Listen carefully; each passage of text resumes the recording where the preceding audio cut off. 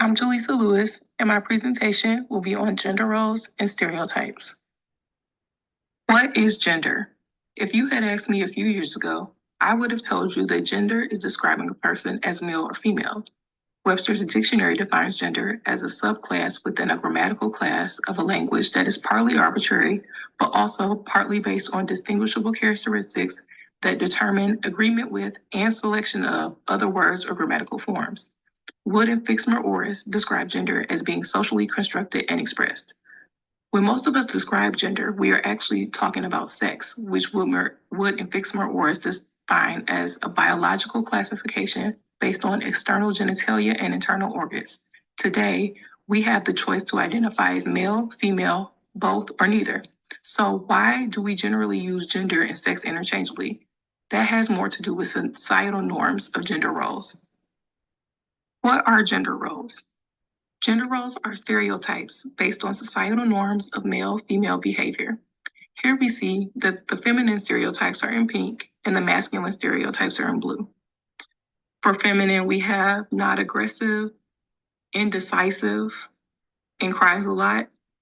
And in masculine, we have aggressive, not easily hurt emotionally, and tough. So where do these gender roles come from? In this slide, you'll see a typical family structure in the 50s and the 60s, where the husband is working and the wife is taking care of the home. In Gender and a Historical Perspective by Paula Giuliano, she states that there are 7 important long-term historical determinants of gender roles: agricultural technology, language, geography, pre-industrial societal characteristics, family structures, religion, and historical shocks. For time's sake, I'm going to discuss the bulk of the article that focuses on agricultural technology and the differences between shifting and plowing. Shifting requires handheld tools such as a hoe or rake and is labor intensive, with women actively participating in this type of work on the farm. Plowing, however, requires significant upper body strength to be able to push and pull the plow on the farm. As a result, men in societies characterized by plow agriculture tended to specialize in agricultural work outside the home, while women specialize in activities within the home. Giuliano cites previous work done by Iverson and Rosenbluth in 2010 that states, population growth and land scarcity made cultivation of food more labor intensive, which created a premium on male brawn in plowing and other heavy farm work. This led to the division of labor within the family, in which the man used his physical strength in food production and the woman took care of the child rearing, cooking, and other family-related duties. This increased the male's bargaining power within the family, which over generations translated into norms and behavior that shape cultural beliefs about gender roles. On this next slide, in the series Friends, the one with the hypnosis, Rachel is sick of Chandler's smoking habit and gives him a hypnosis tape she borrowed from her coworker in order to help him stop smoking. Rachel was unaware that the tape was to empower women to quit smoking. Chandler plays the tape as he sleeps, and the voice says, "You are a strong, confident woman who does not need to smoke," over and over.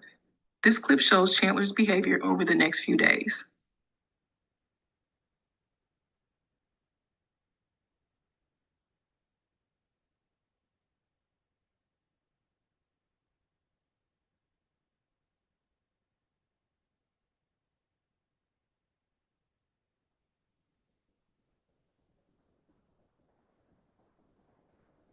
Well, yeah, sure, that too.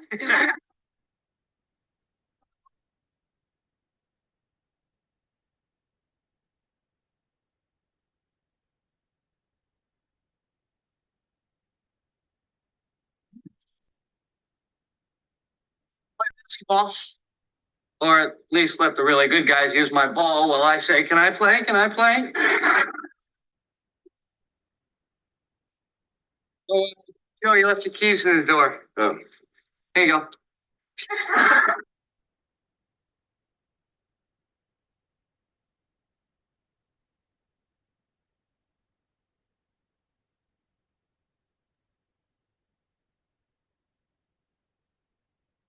Here. Oh my God!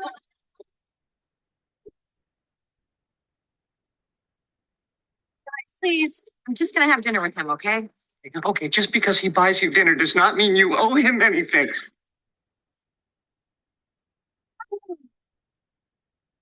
Even get the lobster.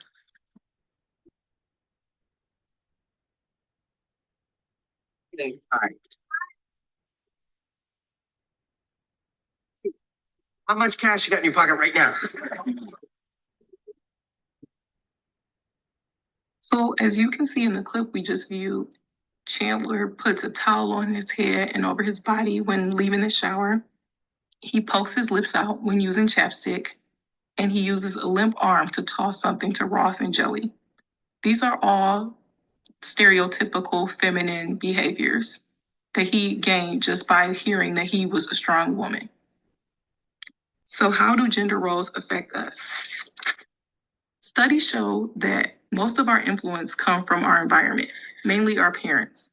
These unequal gender norms can cause children to feel like they have failed to live up to a standard that has been set for them.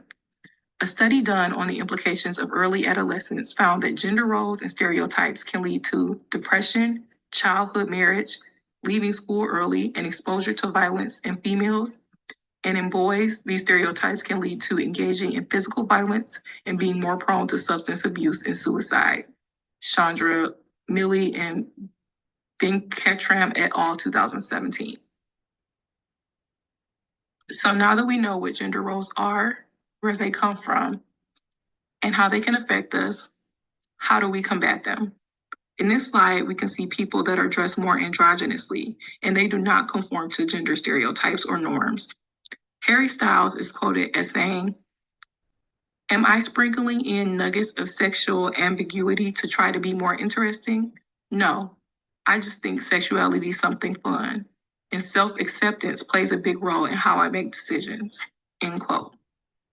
I think first we must acknowledge that while in most cases sex and gender are consistent, in some cases males may express themselves more femininely and women may express themselves more masculinely, as according to Wood and Fixmer-Orris.